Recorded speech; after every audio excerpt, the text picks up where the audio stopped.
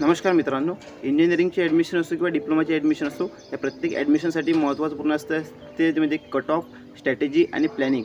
या तिन्ही गोष्टी ज्या आहेत ते एकत्रित करून 50 डेजची एक बॅच जी आहे ते थॉट्सअपच्या माध्यमातून तयार करण्यात आलेली आहे. या बॅचसाठी रजिस्ट्रेशन प्रोसेस चालू झालेली आहे. या बॅचमध्ये तुम्हाला काय शिकवण्यात येणार आहे हा संपूर्ण व्हिडिओ जे आहे ते यूट्यूबच्या चॅनलवर आपल्या थॉट्सअप चॅनलवर अवेलेबल केलेला आहे. ही बॅच जी आहे ते संपूर्ण डिप्लोमा आणि इंजिनिअरिंग या दोन विद्यार्थ्यांसाठी अवेलेबल आहे.